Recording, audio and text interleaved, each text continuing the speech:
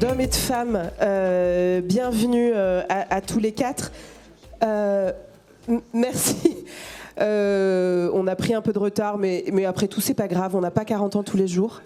Farid, marcheur permanent, porte-parole de la marche pour l'égalité et contre le racisme. J'aimerais bien que vous... Oui, parce que ça a été dit tout à l'heure, finalement, on est là dans cette commémoration des 40 ans de la marche. Et on a tous été percutés par une actualité, celle de juin dernier, les mêmes causes produisant les mêmes effets. Diriez-vous, Farid, qu'en 40 ans, les choses ont évolué ou pas? Là, ouais. J'aurais pas la prétention. Merci, bonjour, merci pour l'invitation. Effectivement, on a... Alors, Farid Lawa, effectivement, moi je suis un ancien marcheur permanent. Voilà. Et j'ai été le premier porte-parole coordinateur de la marche pour l'égalité de 1983, Lyonnais d'adoption, juste pour resituer les choses. Et effectivement, beaucoup de choses ont changé, en bien et en mal, mais je n'aurais pas la prétention de faire une synthèse de 40 ans d'engagement, ou en tout cas. Bien sûr. Voilà. Mais pour mémoire et pour remettre des repères, en 1993, j'étais à Vaux-en-Velin.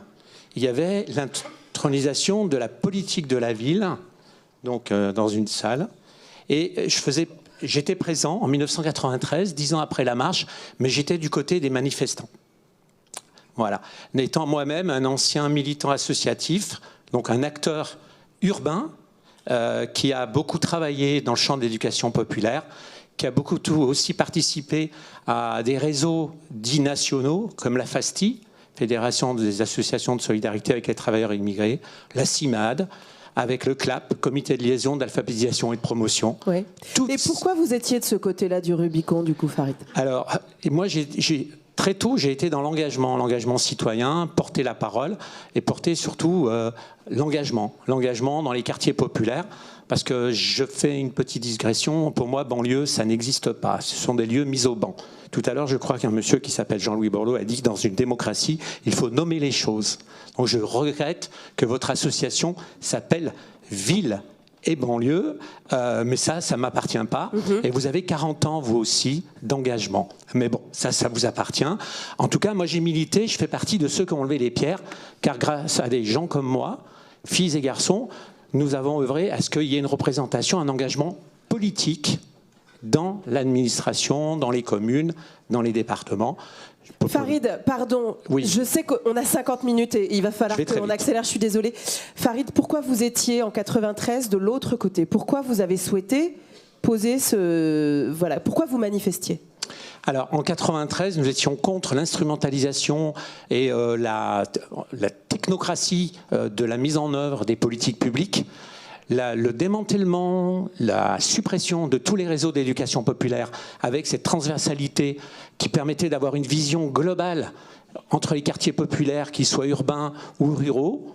Et tout ça a été démantelé en moins de 10 ans. Moi, j'ai souvenir à Villeurbanne d'un discours d'un préfet en me disant « Maintenant, vous restez dans vos quartiers, vous faites la popote, vous faites des activités de loisirs, et puis c'est tout. Sinon, on vous supprime les subventions. » Et ce qui m'a beaucoup choqué, moi aussi, c'est l'engagement de beaucoup d'associations d'éducation populaire, entre autres les équipements régaliens que sont les centres sociaux, les MJC, même s'ils ont fait leur mea culpa. Ils se sont engagés dans la subventionnite, et ça a produit des choses. Mais bon, on ne peut pas tout jeter. Ce qui veut dire que pour vous, Farid, l'abandon, enfin l'asphyxie de ces structures qui créaient, en fait, on parlait d'humains dans l'urbain, qui permettaient ça, c'est aussi ce qui a conduit à ce qu'il y ait aujourd'hui ces tensions, à ce qu'on ait aujourd'hui des jeunes qui soient en difficulté pour se projeter. Enfin, comment vous voyez les choses? Alors, comment je vois les choses? 1983-2013, les violences policières, le système d'organisation du maintien de l'ordre. 2023, pardon. C'est une catastrophe. 1993, lors d'une émission de télévision sur la marche du siècle, on est dans la sémantique, dans l'enfermement, la relégation, ce que j'appelle moi les réserves indiennes. Communauté musulmane, français musulmans. Toutes ces digressions, elles ont été opérantes, elles ont fait des dégâts, mais inimaginables. Aujourd'hui, les seuls discours, je vais très vite, les seuls discours qui tiennent en termes de transversalité, en termes de perspective, de projet de société, d'espérance, ce n'est pas l'État français qui les tient, ce n'est pas la société française qui les tient, ce sont d'autres réseaux, d'autres modes de pensée, d'autres modes de fonctionnement. Il se passe des choses très très graves dans notre société, pas spécialement dans les quartiers populaires. Et en 1983, nous on s'est levés pour une représentation honnête, pleine et entière, une citoyenneté active en tant que Français à part entière et pas Français à part. En 1983, on avait demandé le droit de vote aux élections locales. On attend toujours, 40 ans après, même si aujourd'hui ça n'a plus de raison d'être, à mon sens, puisqu'il y a... Voilà. Mais aujourd'hui, il y a une déchéance de l'engagement politique, les quartiers populaires, de ce qu'on appelle la jeunesse. Moi, j'ai accepté de revenir témoigner et faire le tour de tous les quartiers dont vous avez parlé, Le Neuf, Font-Barlette, tous ces quartiers, je les ai traversés, j'y ai bossé, Vaux-en-Velin, dans le cadre de mon travail d'animateur. Mais aujourd'hui, ce qui m'a poussé à revenir, c'est la situation gravissime que traverse notre pays au sein de l'Europe, mais pas que, sur ce qui se passe en Méditerranée, ce qui se passe en Afrique et ce qui se passe aussi au Moyen-Orient. C'est grave. Et ce qui me pousse vraiment, c'est où en est-on dans l'engagement ? Que pense notre jeunesse ? Qu'est-ce qui se passe ? Qu'est-ce qu'ils pensent réellement ? Sommes-nous, êtes-vous vraiment à l'écoute ? Savez-vous réellement ce qu'ils pensent ? Oui, merci Farid. Renaud Epstein, je vous vois noter, justement. Renaud Epstein, en 40 ans, sur le terrain, là, je le disais en ouverture, les mêmes causes produisant les mêmes effets, rapport police-population, violence policière, discrimination, alors le lieu du banc évidemment, relégation spatiale, économique, éducative, etc. Est-ce qu'aujourd'hui on est dans la même situation ou pas ? Évidemment non. Et moi je suis assez frappé, et c'est hyper important d'avoir en ligne de fond un peu cette histoire, mais penser la situation de 2023 au prisme de 83, 93, 2003, je crois que ça ne nous aide pas à penser la situation. Il y a quand même eu des ruptures. Il faut en prendre la mesure. Alors, des ruptures, tout à l'heure j'entendais mon collègue Thibaut Tellier qui faisait référence au rapport du Bedou. C'est un rapport qui est passionnant, intéressant, mais la situation de 83, notamment du point de vue de l'action publique et celle de 2023, n'a rien à voir. Et puisque vous êtes tous en train aussi d'interpeller l'État, qu'est-ce que ça veut dire aujourd'hui de signer des contrats avec un État local qui n'existe plus ? Et on n'interroge pas ça. Je veux dire, du Bedou, c'est produit dans un moment où l'ensemble de la technicité, de la capacité d'ingénierie était concentrée dans les services de l'État. Il n'y en a plus localement. Il n'y en a plus. Donc, avec qui on négocie ? Pour faire quoi ? 83, 2003, 2023... Et il y a quand même un peu l'urgence climatique. Qu'est-ce que ça veut dire de continuer à démolir et de continuer à mener des projets de rénovation urbaine qui ont été conçus pour certains il y a 10 ans ou il y a 15 ans sur la base d'une pensée de la ville qui remonte à il y a 20 ans, il y a 30 ans ou il y a 40 ans ? Est-ce que ça a un sens ? Est-ce qu'il faut continuer à démolir ? Est-ce qu'il faut continuer à poursuivre un objectif de mixité sociale aujourd'hui, dont on sait que la rénovation urbaine produit plein de choses, mais pas de la mixité sociale, et en plus, dont je mets quiconque ici dans cette salle au défi de nous montrer, de nous trouver quelque chose qui nous prouve les vertus de la mixité sociale dans l'habitat. Pas de la mixité sociale à l'école, là oui, on sait que c'est utile. Mais pourquoi continuer dans ce sens-là 2083, 93, 2020, 2003, il y a 2 générations de marcheurs, de personnes engagées dans les quartiers qui se sont tellement pris dans la gueule, qui n'ont gagné aucun combat, rien. Et à côté de ça, qu'est-ce qui se passe ? L'action publique, alors je vous entends tous dire, je suis désolé, je crois que c'est Jean-Louis Borloo tout à l'heure qui disait faut pas être poli, je suis désolé, je vais être grossier. Et donc je vais vous interpeller tous, parce que qu'est-ce qui unit dans une association d'élus qui est transpartisane ? C'est le plus petit commun multiple, c'est taper sur l'État. Mais merde, nettoyer, regardez, balayer devant votre porte. Sur les questions de participation, sur les questions de démocratie, c'est pas l'État qui est en cause. Ce n'est pas que l'État qui est en cause. Et de ce point de vue-là, le type de rapport entretenu par certaines municipalités avec le tissu associatif, l'instrumentalisation qui peut être faite d'un certain nombre de lois, séparatisme, etc., pour, dans certains cas, on coupe les subventions des assos qui sont pas sympas, voilà. Je suis désolé. On pense au contrat d'engagement républicain qui a aussi permis ça. Voilà, et puis, mais au-delà de ça, on pense aussi à des transformations beaucoup plus substantielles de l'action publique. Moi, je suis frappé, là, on parle des associations, la ministre, la secrétaire d'État, tout à l'heure, disait, les petits pas, avec toutes ces associations mobilisées, mais les associations dont on parle, là, aujourd'hui, c'est plus les associations de 83, de 93, les associations qui sont dans les quartiers, désormais, c'est plus la petite asso d'habitants qui s'unit, etc. C'est des groupes associatifs professionnalisés, technocratisés, dirigés par des gens, des jeunes diplômés de l'ESSEC et de Sciences Po, super bien formés, hyper efficaces. Et pour vous, élus, c'est super. Vous avez des prestataires hyper efficaces qui savent faire des demandes de subventions, qui savent aussi aller choper du pognon dans les fondations privées, etc. Ok, mais qu'est-ce qu'elle propose aux habitants des quartiers? Du service, très bien, et des bons services. Mais est-ce qu'elle propose des relais d'engagement, de politisation? Non, non. Donc de ce point de vue-là, moi je trouve, j'ai envie il y a plein de points sur lesquels j'ai envie de réagir. Gardez-en sous le capot, Renaud, mais peut-être commencer par cette dimension de participation citoyenne, de politisation. Marion Carrel, on le sait, les quartiers populaires ne sont pas des déserts politiques. Oui, donc moi ce que je voudrais dire, je suis marquée par le ton un peu dramatique qu'on a tous, je vais avoir le même, légèrement décalé peut-être, sur le fait qu'il y a une réelle politisation ordinaire des habitants et habitantes des quartiers populaires sur les questions de discrimination territoriale, donc de prise de conscience et de réalité sur le fait qu'on n'est pas traité pareil par les services publics, donc par l'État, etc., mais aussi sur les questions de discrimination raciale, discrimination religieuse dont on n'a pas encore parlé. Et il y a un vrai décalage entre cette politisation ordinaire, je vais en dire deux mots, et l'absence de débouchés pour cette politisation ordinaire, que ce soit du point de vue des associations, je vais y revenir, qui ont des difficultés, et quand il y a des collectifs, parce qu'il y en a des collectifs d'habitants, des petits collectifs, qui commencent à s'emparer de ces questions et qui commencent à en discuter. Au départ, elles sont plutôt bien vues par les pouvoirs publics, et puis quand ça commence à devenir un peu trop, à gratter un peu le poil, sur des questions de discrimination notamment, ou d'interpellation des institutions. Il y a quelques soucis dans plein de territoires dans lesquels on est allé. Donc on a fait une enquête à 7 collègues sous la coordination de Julien Talpin, et donc on a fait un bouquin qui s'appelle « L'épreuve de la discrimination, enquête dans les quartiers populaires », qui ressort en poche là aux presses universitaires de France, bref. Et donc dans tous ces quartiers, ce qu'on a vu, c'est cette politisation ordinaire. En fait, les gens font l'expérience de discrimination. Et ce qui nous a beaucoup frappé, c'est que la moitié d'entre eux, largement la moitié, lorsqu'on leur demande, à votre avis, pourquoi vous avez vécu la discrimination à l'école, à l'emploi, au logement, ils donnent des causes qu'on appelle générales ou politiques, c'est-à-dire c'est les politiques publiques, c'est la mairie, c'est l'école, ou c'est les questions de lien à l'histoire coloniale, etc. Or, cette politisation ordinaire, donc là, elle a du mal à être traitée, elle n'a pas de débouché.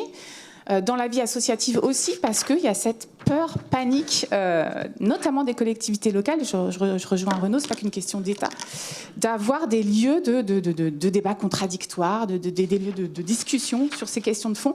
Et la tendance est assez forte à faire taire ces associations. Il y a plein de manières très subtiles de le faire.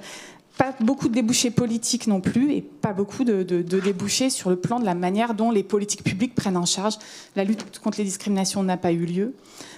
Et la politique de la ville, on vient de l'entendre, n'est pas à la hauteur en termes de financement, etc. Donc bref, je termine juste pour dire que, voilà, avec des collègues, on est aussi dans un observatoire sur les libertés associatives. Il y a tout un tas de contraintes qui pèsent sur les associations. Il faudrait peut-être relire aussi le rapport Baquet-Meshmach sur la réforme radicale de la politique de la ville. Ça nous ferait aussi du bien. Mais je termine juste pour dire qu'on est quand même, c'est Hannah Arendt qui le disait, quand on est dans une société où il n'y a pas d'espace public, où on ne peut pas discuter, où on ne peut pas mettre en place un conflit démocratique, on est dans une société qui bascule dans le silence, dans la violence. Et là, je pense qu'on est tous et toutes responsables dans nos universités, dans nos villes, de bâillonner les paroles contestataires liées aux questions de discrimination. Mmh. Merci Marion Carrel. Alors finalement, on reprend ce qui a été dit tout à l'heure, oser le conflit, créer les conditions d'un espace public apaisé où on peut le poser de manière démocratique. Sinon, on en arrive à une silenciation qui conduit à des accès tels qu'on peut les connaître aujourd'hui. Hélène Geoffroy, c'est bien gentil de taper sur l'État, mais à un moment, il va falloir faire un aggiornamento général. Non, moi je ne partage pas le fait que notre seul but commun soit de taper sur l'État, même si c'est une association transpartisane, heureusement. Nous sommes une association, je me permets de le dire également, qui essaie de trouver des solutions et des réponses locales. En revanche, dans un contexte d'une extrême complexité de la société elle-même, tous les interlocuteurs, tous les orateurs précédents en ont parlé. Nous sommes, nous, les élus locaux, à un moment où nous devons arriver à trouver les conditions d'un vivre ensemble. Je sais que beaucoup n'aiment plus ce mot. Moi, j'y suis attachée toujours. C'est-à-dire non pas une coexistence, mais à faire des choses ensemble sur nos communes avec des habitants qui ont des histoires personnelles très différentes, avec une société qui est en train de structurer un eux et nous entre les habitants des quartiers populaires et le reste de la France, avec des émeutes récentes, donc pour lesquels une partie des commentateurs a voulu ethniciser le sujet des émeutes. Et l'autre réponse qui m'a beaucoup frappée, du coup, lorsque nous avons rencontré le président de la République à l'Élysée, les maires concernés par les dégâts matériels, ça a été dire finalement, comme il y a des émeutes, pour ne pas donner le sentiment que nous céderions au fait qu'il y ait eu des problèmes, alors nous ne pouvons pas avoir une réponse qui soit financière, une réponse, ce qui, par le passé, avait été aussi l'occasion de se reposer une question sur la politique de la ville, ou en tout cas sur ce qu'on pouvait faire. Et donc, ce n'est pas un reproche que je fais plus que cela à l'État ou que je ferai à l'ensemble des intervenants politiques, c'est que nous sommes à un moment où la société est tellement bloquée que plus personne n'ose faire un mouvement en se disant qu'est-ce que cela va susciter. Et donc j'en reviens à ce qui est notre rôle, vous me permettez encore une phrase, des élus sur le terrain. Et donc nous sommes à un moment où nous essayons de faire porter un intérêt général, mais je ne garantis pas que nous avons raison. Moi je pense que les élus locaux par obligation doivent être humbles. Quand on est maire de Vaux-en-Velin, comme je le suis, c'est-à-dire d'une ville qui a connu les émeutes de 90, qui ont entraîné la création de la politique de la ville, alors on sait que l'on peut se tromper. Alors on sait que les dysfonctionnements urbains peuvent entraîner le pire. Donc on ne peut plus dire on a raison. Et je ne crois pas qu'il y ait beaucoup d'élus qui pensent avoir raison tout seuls. Mais nous sommes face à une autre difficulté, c'est effectivement des taux d'abstention majeurs qui sont en train d'entraîner quelque chose. Et là, je vais effectivement dire qu'il faut que nous, les élus locaux, nous soyons vigilants.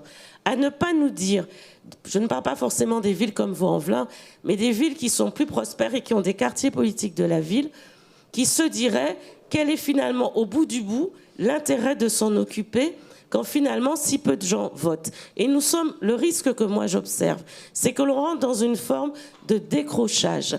Puis dernier point, parce que j'ai beaucoup entendu sur lequel j'aimerais revenir, sur la question de la vie associative et de sa liberté. Il y a peut-être deux écueils. Le premier, effectivement, une inquiétude des élus. Quand nous avons mis en place les conseils citoyens, j'étais secrétaire d'État à la ville, j'ai fait un tour de France pour les mettre en place, après le fameux rapport Meshmash-Baquet et la loi Lamy, dont je rappelle que c'est la dernière loi pour la politique de la ville. Elle date de 2013, 10 ans. C'est assez rare qu'on ait des lois aussi anciennes. Du coup, nous nous sommes retrouvés face à des élus inquiets, effectivement, de cette nouvelle émanation de démocratie participative qui pourrait être vue comme un contre-pouvoir, c'est-à-dire le lieu d'expression d'une opposition municipale. Donc effectivement, il y a cet aspect qu'évoquait Renaud Epstein qui existe. Et j'ai passé, pendant les 16 mois où j'étais secrétaire d'État, un tour de France à convaincre il y avait urgence à donner la parole aux habitants, parce que si nous ne le faisions pas, alors nous nous retrouvons dans la situation que moi j'ai connue à Vaux-en-Velin, où un quartier entier a été refait, et c'est celui où le taux d'abstention est encore le plus élevé. Ça veut dire que nous n'avons pas réussi à accrocher les habitants. Mais nous avons aussi l'autre écueil qui existe, et je ne sais pas si c'est ce que vous évoquiez en disant que quand les puissances publiques sont absentes, il y a d'autres phénomènes qui sont à l'œuvre. Et nous ne pouvons pas non plus dire que dans nos territoires, mais dans le pays entier, moi je ne pense pas que c'est plus exacerbé dans les quartiers populaires, mais en réalité c'est quelque chose d'ailleurs. Il y a aussi, et c'est pas pour le coup, comment dirais-je, il y a aussi, en tout cas, quand nous ne sommes plus là, quand la puissance publique n'est plus là, il y a d'autres mécanismes qui se mettent en œuvre. Et dans les émeutes que nous avons vues, je m'arrêterai vraiment là, nous avons observé évidemment l'émotion légitime après la mort de Naël. Mais nous avons vu d'autres choses à l'œuvre. Et nous avons vu aussi ce qui est en train, hélas, de gangréner nos quartiers populaires, la mainmise de trafic de stupéfiants, sur lesquels il y a une urgence à agir et qui a un autre pouvoir parallèle. Et il y a aussi d'autres séparatismes. Mais, et je n'irai pas plus loin, en revanche, et donc nous avons aussi cette vigilance des élus parce que nous sommes en première ligne pour lutter contre. Mais ce qui est positif, et je voulais venir là-dessus, c'est que quand on traite tous ces sujets avec les habitants des quartiers populaires, eux, ils peuvent parler de toutes ces questions, de géopolitique, de racisme, d'antisémitisme, de discrimination, et on le fait dans nos communes. Et là, ça crée du lien, et c'est peut-être parce qu'il faut aussi parler de solutions, des choses à faire. Mais on va y revenir justement, Hélène Geoffroy. Là, ce que vous posez, c'est effectivement des élus locaux en première ligne, mais, et c'est ce que Renaud et Marion posaient aussi dans une certaine mesure, Farid, c'est qu'en fait, à un moment, c'est pas... Je parle à la place d'eux. C'est comment est-ce qu'on est aussi possiblement dans la nécessité de repenser ces politiques de terrain en co-construction, comment on fait non pas contre les habitants ou alors seulement avec ceux dont on est sûr qu'ils sont susceptibles d'être instrumentalisés dans une forme de clientélisme. Et là je parle, c'est la militante qui parle, je l'ai vu sur le terrain, on sait à quel point aujourd'hui il y a des difficultés pour certaines associations qui doivent faire contre certaines structures qui n'ont pas de subventions parce qu'elles ne sont pas dans la ligne du parti, pardon pour cette référence un peu stalinienne, mais quoi qu'il en soit, Farid, là-dessus, vous, justement, en tant que militant et en tant que travailleur social sur le terrain au plus près, il y a cette difficulté, en fait, à opérer ce changement, à faire en sorte que dans la participation citoyenne, dans la participation aussi dans les urnes, mais de manière plus globale, comment on fait en sorte qu'on puisse s'emparer de ces questions. On parlait de violences policières, on parlait des questions de sécurité, de trafic de drogue, on parlait d'autres types de séparatisme. Évidemment que ces espaces-là, en fait, font face à des enjeux qui, les dépassent et parfois même l'État n'est pas en capacité de répondre. Voyons ce qui se passe à Marseille, voyons ce qui se passe à Nîmes, voilà. Mais oui, non, mais c'est pas que ça le sujet. C'est-à-dire qu'en fait, il y a tous les sujets. Et là, en fait, on est face à des urgences. Et malheureusement, on voit bien qu'il y a des difficultés à aligner, pardon pour cette image, mais un 15 de France qui soit capable d'aller vers la ligne. Voilà. Et ça tire un peu de tous les côtés. Farid, vous, comment vous voyez un peu les choses de l'endroit où vous êtes aujourd'hui ? C'est un peu difficile parce qu'à force d'alerter et de mettre en garde et de signifier les dangers et les risques, on finit par peut-être être pris par une certaine lassitude. Moi, en 1993, j'étais sur un plateau de télé, il y avait Bruno Etienne qui était là, et c'était la marche du siècle. Et déjà, je dénonçais la disparition des espaces publics et de la stigmatisation, de la communautarisation de certains habitants de par leur supposée origine, leur supposée appartenance religieuse. Et ça a été les années 90. Moi, je suis d'origine algérienne. Nous, on a vécu une guerre civile. Donc, c'est très difficile d'avoir un petit peu raison. En 1983, on a fait des inscriptions sur les listes électorales. 300 jeunes de la région viennoise. On nous a fermé la mairie en nous disant la mairie est envahie par les Arabes. Il a fallu que M. Louis Mermaz descende de son bureau pour ouvrir la mairie. Donc, des anecdotes comme ça, j'en ai plein. Aujourd'hui, la parole d'anciens militants, d'anciens marcheurs autour d'un appel que vous trouverez à la sortie sur le présentoir. On souhaite qu'un certain nombre d'élus s'engagent dans une déclaration solennelle lors du dernier conseil municipal de l'année, qui doit se dérouler normalement en décembre, je crois. Et ce soir, on vous invite bien sûr au vernissage de l'exposition sur les 40 ans de la marche à l'Hôtel de Ville, et vous découvrirez aussi un certain nombre de propos que notre collectif a mis en place. On a eu une mise en route à Marseille. Il y a eu le discours du maire de Marseille, Benoît Payan, qui, à mon avis, mérite d'être lu. Voilà. Juste d'être lu. Oui, mais très fort, très fort, parce que Marseille, ville aux portes au sud, d'où est partie la marche. Marseille, qui est une ville de la Méditerranée, où viennent s'échouer, mourir des êtres humains. Méditerranée, où se concentre un certain nombre de conflits. Il y a des migrations, des bouleversements climatiques, des bouleversements migratoires. Voilà. Donc nous, on a décidé de nous s'engager sur un appel. Vous le découvrirez justement si vous pouviez le signer. Et on a listé un certain nombre de propositions, puisque notre collectif a réveillé un peu la vieille garde de militants engagés dans des collectifs de l'époque. Et le changement, il n'est pas si évident que ça. Il n'y a pas eu beaucoup d'évolution. Notamment sur les questions de discrimination. Discrimination, le plafond de verre. Il n'y a jamais autant de diplômés dans ce pays. Il n'y a jamais autant, voilà, tous ces enfants et tout, voilà, y compris les miens, ils sont tous français. Et c'est toujours. Ils sont ici ou ils Comment sont partis? Ils sont ici moi, ou ils sont entre Dubaï, le Maroc, la Malaisie, l'Australie, le Canada? J'en ai un qui est comme ça, oui. Ouais. Mais c'est par son métier qui l'oblige à voyager beaucoup. Voilà. Mais les autres sont là. Mais ce que je voulais dire par là, c'est qu'il y a encore cette... je ressors des choses qu'on a dit il y a déjà 20 ans, 30 ans en arrière, 40 ans. Français à part, mais pas français à part entière. C'est encore ça. C'est quand même terrible. Ouais. Voilà. Marion Carrel, justement, comment sortir de cette... on voit sur le terrain qu'il y a encore énormément d'associations, qu'on est presque dans une forme d'auto-organisation avec des structures qui aujourd'hui ne font même plus appel aux collectivités, ne font ni d'appel à projet, ni de demande de subvention. On est dans une forme quasi parfois d'auto-organisation, de fonctionnement parallèle, voire, et je le disais, ceux qui ont joué le jeu de l'école, etc., et puis qui finissent en fait par quitter la France en se disant qu'il y aura peut-être plus de débouchés à l'étranger. On voit qu'il y a aussi cette fuite des cerveaux. Enfin, quoi qu'il en soit, vous, qu'est-ce que vous voyez sur le terrain? Oui, juste quelques mots à la suite de ce que Farid vient de dire sur quand même le soupçon de non-citoyenneté qui pèse alors sur les étrangers, les personnes immigrées, mais aussi historiquement sur les pauvres. Et ce qui est historique continue de nous marquer.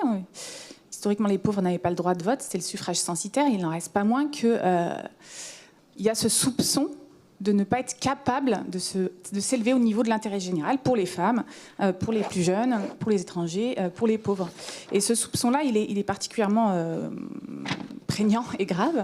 Et c'est sûr qu'avant d'arriver à quelques lignes de solution, pour essayer de moins déprimer quand même à la fin, on a quand même un gros problème démocratique sur ces questions de citoyenneté, de participation, qui ne concernent pas que les quartiers populaire, c'est cette question du partage du pouvoir ou de la difficulté à imaginer que l'intérêt général puisse se co-construire.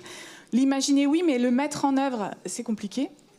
Et puis, tous les freins dont on a déjà parlé, à l'auto-organisation ou à l'interpellation, à des associations qui seraient un peu critiques, qui interpelleraient un peu les associations et dont on va couper les subventions, par exemple. Et aussi, un problème autour, ça a été dit un peu ce matin aussi, sur finalement l'emprise du technique ou du technocratique dans nos manières de faire des politiques publiques, de les vivre. Et donc, tout ça laisse très peu de place au savoir issu de l'expérience des personnes qui vivent la pauvreté, les quartiers, tout ça. Et donc, juste quelques mots, le bilan des conseils citoyens. Il y a eu des bilans faits par les collectivités locales, par des associations, par des chercheurs. Tout le monde converge pour dire, même si dans certaines villes, il y a eu des efforts de fait pour s'emparer de ces conseils citoyens, pour redynamiser toutes les autres instances participatives, pour accompagner des associations, etc. Ce qu'on peut dire très globalement, c'est que ça a été un échec pour renouveler le public de la participation. Le tirage au sort ne fait pas tout. Ça a été aussi un échec où c'est très difficile de co-construire. La co-construction, elle est cantonnée à la marge. Nos projets urbains sont quand même pas énormément concertés.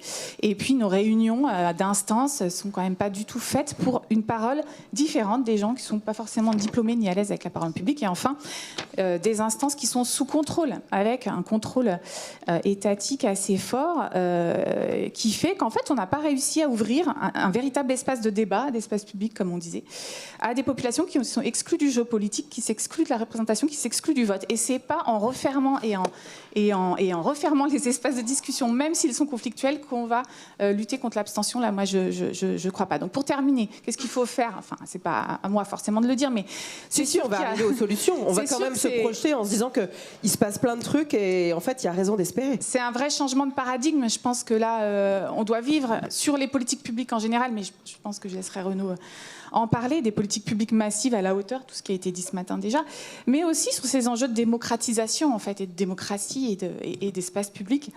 Et donc, il faut probablement déjà soutenir, encourager les associations, les collectifs d'habitants au lieu de leur taper dessus. Et donc, une des propositions du rapport Kemesh-Mash sur le fonds d'interpellation pour la démocratie citoyenne me paraît tout à fait importante. C'est-à-dire qu'il y ait des financements nationaux co-gérés par des associations pour ces petits collectifs qui ne sont pas forcément d'accord avec monsieur ou madame la maire et qui peut-être auraient besoin d'autres sources de financement. Et il faut bien sûr des dispositifs qui favorisent ces questions d'autonomie, de coopération associative. Il faut apprendre à partager la décision, apprendre à débattre, à être dans du conflit démocratique. Et pour ça, probablement qu'il faut former aussi les agents publics et les élus. Peut-être faut les co-former avec les habitants pour, dans la logique par exemple de démarche de croisement des savoirs, pour que chacun apprenne à se décaler un petit peu et enfin travailler ensemble au lieu de se regarder en chien de faïence. Et pour tout ça, la participation, en fait, on se dit c'est une petite cerise sur le gâteau, ça coûte rien, donc c'est dans chaque rapport et dans chaque loi ou chaque circulaire, mais en fait non. C'est un vrai investissement, c'est de l'argent, c'est beaucoup de temps de travail et c'est beaucoup d'efforts et d'investissements qui, je pense, il faut revenir à ces sources-là qui étaient dans le rapport du Bedou d'ailleurs. Renaud, si on se projette un peu. Oui. Si on se projette sur ce qui va arriver ou sur ce qu'il faudrait faire? Les deux. Qu'est-ce qui va arriver et qu'est-ce qu'il faudrait faire? Ce qui va arriver, je vais pas en rajouter une couche sur tout ce qui a été dit avant, parce que là, il n'y aura pas assez de tranxène dans votre sac pour tout le monde. Qu'est-ce qu'il faudrait faire pour ouvrir un peu des perspectives et sortir de ce sentier de dépendance dans lequel on est et qu'on va dans le mur, quoi. Moi, ça fait un moment que chaque fois qu'on me pose la question, et un certain nombre de ministres, secrétaires d'État qui sont dans la salle, que j'ai pu rencontrer, et ça fait, je crois, 20 ans que je dis la même chose, que ce soit Hélène Geoffroy, François La pédagogie, c'est la répétition, mon cher Renaud.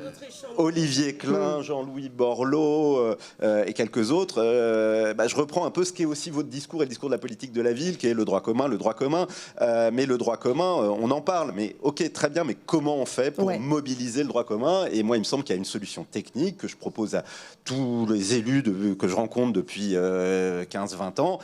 Il y a 20 ans, ce n'était pas possible techniquement. Aujourd'hui, c'est possible techniquement. C'est la géolocalisation des budgets publics, que ce soit les budgets de l'État, les budgets de la Sécu dans ces différentes branches et les budgets des collectivités locales pour pouvoir rendre visible qu'on arrête de se battre et de parler des 20 millions de plus pour généraliser les éducatifs, passer un budget politique de la ville de 300 millions à 600 millions et poser la question... Faire de la compta analytique pour savoir qui va où.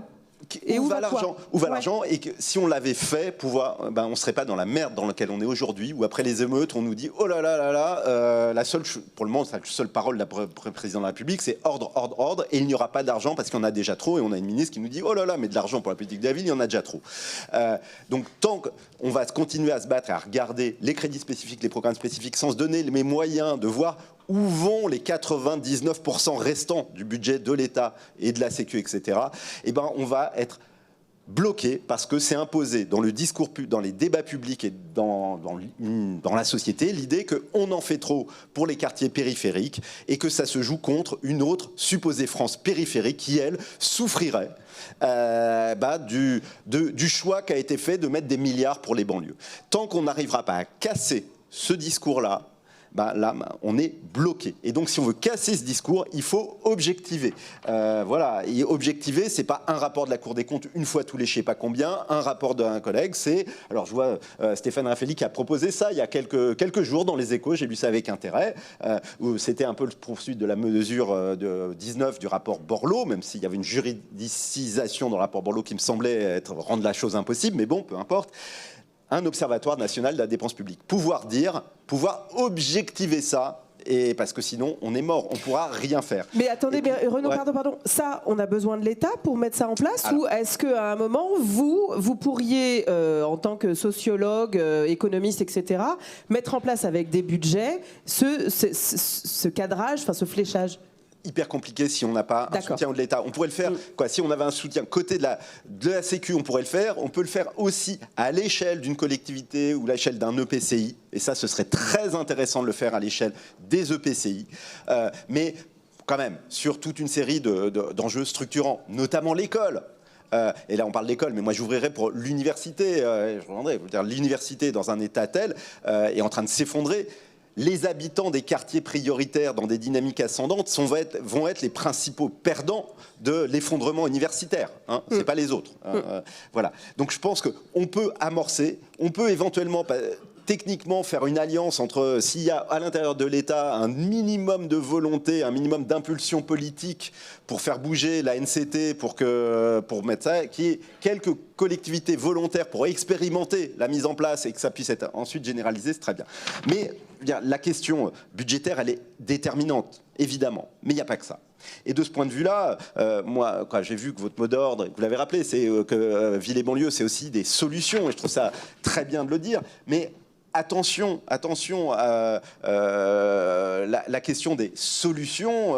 D'abord, on voit bien dans les modes de conception actuels des politiques territoriales et la mise en avant des bonnes pratiques, le risque quand même, c'est quand même la transposition et la généralisation d'un territoire à un autre, de solutions qu'ont pu faire, d'actions qu'ont pu faire preuve d'une certaine efficacité dans une configuration territoriale, qu'on va transposer, démultiplier. C'est d'ailleurs aujourd'hui une politique délibérée de la NCT et qui conduit à plaquer dans un certain nombre de territoires des solutions qui sont inadaptées aux enjeux du territoire.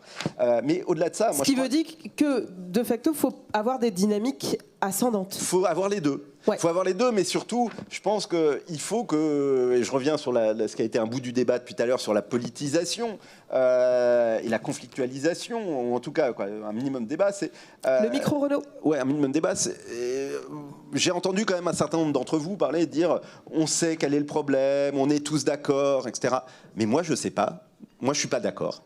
Moi, je ne sais pas quel est le problème des banlieues. Je crois qu'il n'y a pas un problème des banlieues. Je crois que les problèmes à Gennevilliers et à Clichy-sous-Bois ne sont pas les mêmes, à Grenoble et à Roubaix ne sont pas les mêmes, à Vierzon et Pithiviers ne sont pas les mêmes, que les ressources disponibles dans chacun de ces territoires pour élaborer des solutions et les mettre en œuvre, ils ne sont pas les mêmes. Oui. Et donc, il y a un enjeu. Et puis, par ailleurs, je pense qu'indépendamment de la variété territoriale, politiquement, on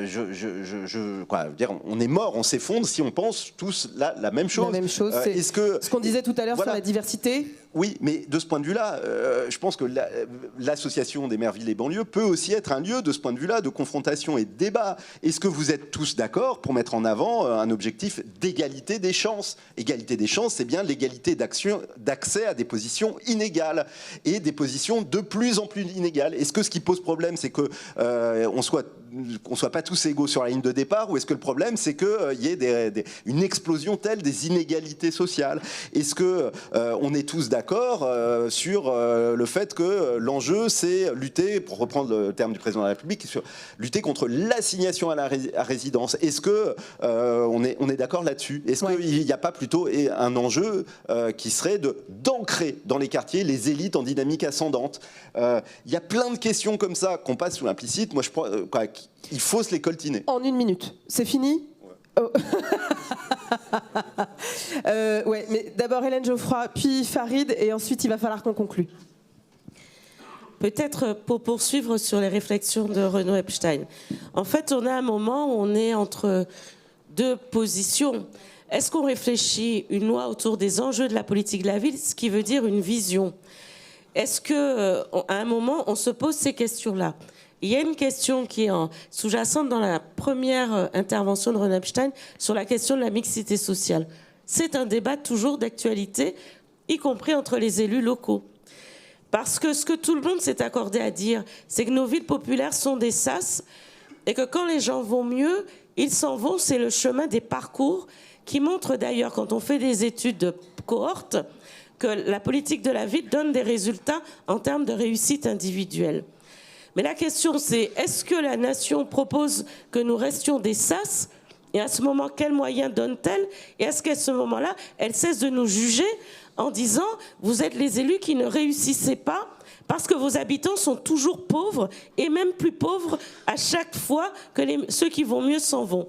Ou est-ce que la nation dit prend le sujet autrement en disant « Oui, on garde cet idéal ou cet objectif d'avoir des populations qui se mélangent en termes de niveau social. » Et j'insiste sur la forme de mélange dont je parle, pour que ceux qui vont bien ne s'en aillent plus forcément. Mais c'est un vrai sujet parce que parfois, dans les propos qu'on a en politique de la ville là-dessus, on dit qu'il faut changer d'habitants. c'est un terme sur lequel il faut être très vigilant, évidemment que je réfute. Il ne s'agit pas de changer les habitants, de substituer des habitants. Je sais bien que personne n'a envie, n'a de mots plus terribles derrière, d'idées plus terribles, mais c'est de se dire à un moment, c'est plutôt comment on permet à des gens de se sentir toujours bien dans nos villes et que les questions donc éducatives, notamment de sécurité, de cadre de vie et puis de tous les sujets de la vie quotidienne, parce que ce sont les mêmes. Et donc une loi, et donc soit on dit qu'on fait, et c'est l'enjeu d'un CIV, on fait de façon opératoire des réponses, mais qui ne pourront pas satisfaire, mais qui sont nécessaires pour nous. Donc je ne vais pas dire qu'il ne nous faut pas de CIV, on le demande beaucoup. Non, on va le demander parce qu'on a besoin de réponses opératoires pour des problèmes qu'on a du quotidien. Mais ça ne peut pas répondre à une vision de la société et de la façon dont on se perçoit les uns les autres. Et je voudrais finir sur les questions pas de solution, mais de réflexion. La première, c'est Olivier Klein a réanimé l'Observatoire national de la politique de la ville. C'était important, j'espère que ça se poursuivra. Parce que c'était le lieu, et ça pourrait l'être en tout cas, de celui d'observation et de recherche et d'études. Il faudrait l'amplifier. Mais sur la question des données du droit commun qu'il faut étudier, c'est une demande ancienne. J'ai porté le même sujet qui nécessite aujourd'hui, vous posiez la question, qu'il y ait un sujet des collectivités de l'État pour être en capacité de dire dans les quartiers politiques de la ville, voilà les données en santé, en sécurité, en éducation. Mais moi, je pense qu'on est arrivé au moment où c'est une nécessité absolue et qu'il faut que nous nous y engagions tous.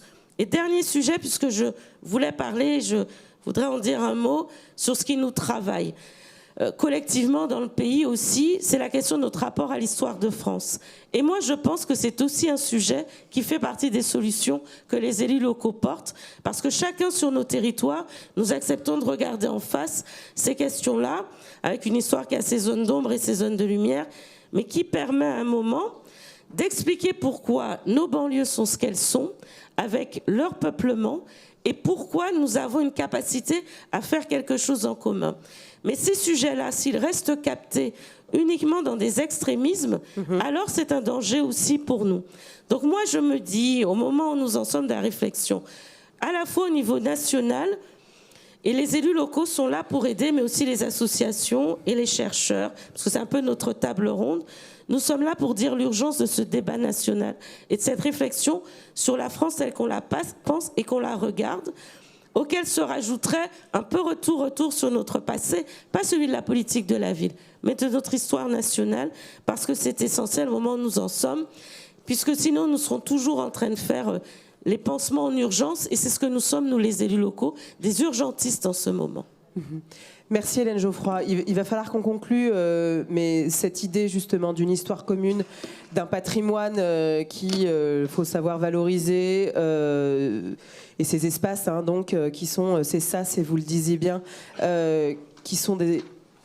Ces moments où on arrive, voilà, il y a beaucoup de choses qui ont été dites, mais Farid, vous, dans cette idée de si on devait se projeter pour éviter la catastrophe annoncée, en anglais il y a une expression qui dit « the slow motion car crash ».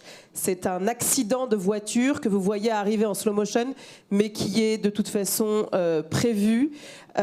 Pour éviter ça, vous, est-ce que vous avez dans ce diagnostic, voilà, si vous étiez médecin, l'ordonnance, ce serait quoi ? Et là, il me regarde en levant les yeux. Mais pourquoi tu me demandes ça ? Et là, j'ai dit docteur. Docteur Lawa. J'aurais dit allô maman Bobo. Bon, déjà, j'espère que dans 10 ans, on ne viendra même pas me chercher à l'EHPAD pour les 50 ans de la marche. Déjà. Balèze la question. Vous n'êtes pas obligé d'y répondre. Non, mais moi je vais rebondir sur une chose qui m'inquiète énormément, c'est que dans les solutions qu'on met à la fin de notre texte, de notre appel que vous trouverez à la sortie, on demande un véritable plan global pour les quartiers en difficulté avec un ministère de la Ville disposant de pouvoirs réels hors juridiction du ministère de l'Intérieur. Ouais. Sachant que même l'organe de financement est lié au ministère de l'Intérieur. Moi, je ne suis pas un technicien, je suis un... Non, mais la symbolique était très forte, effectivement. Que les communes volontaires portent une déclaration politique lors des conseils municipaux de novembre-décembre 2023 pour l'égalité contre le racisme et les discriminations dans le champ d'éducation, de l'emploi, de la formation, de logement. Et vous pouvez rajouter tout ce qu'il y a encore. La mise en place d'un grand plan national d'action et de lutte contre toutes les discriminations s'appuyant sur les plans locaux portés par les communes, parce que c'est là où il y a la visibilité, c'est là où il y a la loupe, les administrations et l'État. Les bons bonhommes gris. Il y en a, hein. Il y en a. La tolérance zéro sur les actes de racisme et les contrôles aux faciès, avec le retour d'une police de proximité, de gardiens de la paix. Et pas de force de l'ordre. Voilà. Qui sont jamais, la police et la gendarmerie n'a été aussi surarmées. Aujourd'hui, juste le fait de respirer des gaz lacrymogènes, on risque sa vie. Voilà. Et je m'arrête juste sur les gaz lacrymogènes dans leur composition. Le reste, voilà. Que l'État français, les pouvoirs médiatiques portent une attention toute particulière aux Français issus, moi je dirais juste ce terme-là parce que les autres m'agacent, de l'immigration, afin qu'ils puissent s'exprimer, avoir accès aux médias, souvent réducteurs, et participer ainsi à l'unité, à la cohésion de notre société. La devise liberté, égalité, fraternité, socle de notre République française, doit être une réalité pour tous. L'égalité et la lutte contre les discriminations concernent notre pays dans toutes ses strates, plus particulièrement les jeunes et les personnes en situation de précarité, qui sont les deux publics les plus exposés et sur lesquels il n'y a aucune espérance, aucun projet. Merci Farid, merci. Et donc on retrouve cet appel en sortant, c'est bien ça. Marion Carrel, pour conclure. Oui, alors mais si on doit rebondir sur ce que disait Farid à l'instant, bon, bah, je vais pas jouer ma Cassandre, hein, mais même Jacques Toubon est d'accord. Sur les questions de discrimination, la défenseur des droits, tout le monde est OK. OK, dont acte. Oui, non, je ne pourrais pas conclure aussi bien. Non, juste là-dessus, il y a eu une petite période, les années 2010, où il y a eu des diagnostics locaux sur les discriminations qui ont été tentées dans plusieurs communes. Bon. What else, comme dirait l'autre. Et nous, dans notre enquête, moi, je peux vous dire, dans une ville du 93 où j'ai beaucoup enquêté, quand je vais voir la mairie, les gens de la politique de la ville et tout, me disent « Ah non, diagnostic déjà, c'est déjà compliqué. Mettre des chiffres et des diagnostics sur les discriminations territoriales, raciales, etc. C'est trop dangereux parce que derrière, on en fait quoi? C'est inflammable. Donc, on va donner des armes pour nous faire battre. Et donc, c'est cette histoire de même pas aller jusqu'à essayer d'en parler, d'en discuter, de me poser un diagnostic sur ces questions qui sont quand même celles qui sont brûlantes pour les habitants de ces quartiers. Et donc là, je pense qu'on a quand même peut-être des choses à imaginer localement pour avancer. Une action publique en fait sur toutes les strates et qui mettent les habitants au centre. Et il ne s'agit pas juste de le dire, mais vraiment de le mettre en œuvre. Renaud et Hélène Geoffroy, vous aurez le mot de la fin. Rien à ajouter? Ah bah si, bah oui, je sais. Allez, une petite dernière pour la route. Parce que bon, on n'a pas 40 ans tous les jours, Renaud. Oui. Non, mais je voulais rebondir aussi, aller au-delà, en rebondissant sur, je crois que c'est Éric Piolle tout à l'heure qui faisait cette chose sur il y a de plus en plus de perdants, donc il y a peut-être une perspective d'une nouvelle alliance. Et on voit bien que derrière ça, moi j'entends aussi la thèse qui a eu pas mal d'écho ces derniers jours de Piketty-Cagé, dire que peut-être qu'on peut recréer des formes d'alliance entre couches populaires, des banlieues des villes et d'autres territoires. Sans doute, c'est à construire, mais quand même, faut pas être colorblind jusqu'au bout. Cette alliance, ça suppose aussi de passer par-delà ce qui est en train d'être instrumentalisé politiquement et de s'installer dans le pays, c'est-à-dire des clivages qui sont fondamentalement pas des clivages simplement sociaux, ni même territoriaux, mais raciaux. Et que la possibilité de créer cette alliance, ça suppose de déconstruire aussi cette idée, cette grille de lecture, et puis cette idée suivant laquelle il y aurait des métropoles avec leurs banlieues peuplées de minorités et d'autres, une autre France périphérique de petits blancs. Ça suppose aussi de travailler ces représentations, mais ça veut dire que si on ne travaille pas... La route est longue pour pouvoir recréer cette alliance. Mais Renaud, ça veut dire que pour être clair, si on ne travaille pas ces représentations, ces assignations, on sera toujours dans cette idée que on est sur des territoires périphériques, entre guillemets, qui se font concurrence, et que je reprends l'image de Ruffin, parce qu'elle est assez marrante, sur la France des bourgs et la France des tours. On ne pourra pas créer cette alliance. Il y a du boulot pour faire cette alliance. Il y a du boulot. C'est facile avec de la data de dire voilà ce qui objectivement devrait être une alliance objective. L'alliance objective, il faut qu'il y ait du travail politique derrière pour en créer une alliance politique. Et ce travail, c'est peut-être aussi ça, votre boulot. Mais ça, c'est peut-être... il faudrait inviter faire un truc commun avec l'Association des petites villes de France et l'Association des maires ruraux. Eh ben voilà, un chantier. Hélène Geoffroy, chiche. Réconcilier la France des tours, la France des bourgs. Alors je trouve juste que cette formule de Ruffin est assez marrante. C'est le journaliste derrière, la titraille, il est assez fort. Bien sûr, parce qu'on se rend bien compte que sur une partie des dysfonctionnements que l'on connaît, ils se ressemblent, ils sont même les mêmes, notamment sur la jeunesse et ses perspectives. Quand on regarde les choses de près, on voit bien qu'on a les mêmes difficultés, mais que les réponses, du coup, que les uns et les autres imaginent, sont en train de diverger, en revanche. Et notamment chez une partie de notre jeunesse qui se dit que ce n'est que dans un schéma de rupture qu'elle pourra trouver des réponses. Et je voudrais revenir, donc faire quelque chose avec l'ensemble des associations. C'est ce que nous faisons déjà. En revanche, travailler sur ces sujets-là. Et je voudrais revenir sur celui des discriminations. Il est assez frappant. Parce que ce qui a évolué, c'est qu'aujourd'hui, effectivement, je dis presque, plus personne ne remet en cause les discriminations. Mais ce qui est frappant malgré tout, c'est presque chacun se sent discriminé, y compris dans la France. Donc vous parliez des bourgs, du monde rural, parlera aussi de discrimination en n'y mettant peut-être pas les mêmes réalités que la France des tours. Et donc c'est la difficulté supplémentaire dans laquelle est toute organisation politique, parce que pendant longtemps, ont été considérés, ou en tout cas ont été reconnus au fil des travaux comme discriminés, finalement ceux des banlieues. Et aujourd'hui, nous avons, si vous relisez les enquêtes publiques, 70% des Français qui considèrent qu'ils ont été discriminés d'une façon et d'une autre. Et donc on rentre dans une forme de concurrence et d'hiérarchisation des discriminations qui devient un nouveau problème pour la cohésion du pays. Et donc je finirai là-dessus sur le fait qu'il est pour les communes, et j'entends que des communes, j'entendais votre remarque même sur des communes qui ont du mal à se saisir des sujets. Comme moi, j'ai lancé ce que j'ai appelé il y a près de 10 ans un plan de lutte contre le racisme, l'antisémitisme et les discriminations, et que j'ai tenu à mettre tous ces mots dans l'intitulé de l'action que nous menions. Le fait même de le poser a été un débat en disant, puisque nous faisons ce débat-là, c'est donc que notre ville de banlieue est soit plus stigmatisée que les autres, soit plus stigmatisante que les autres.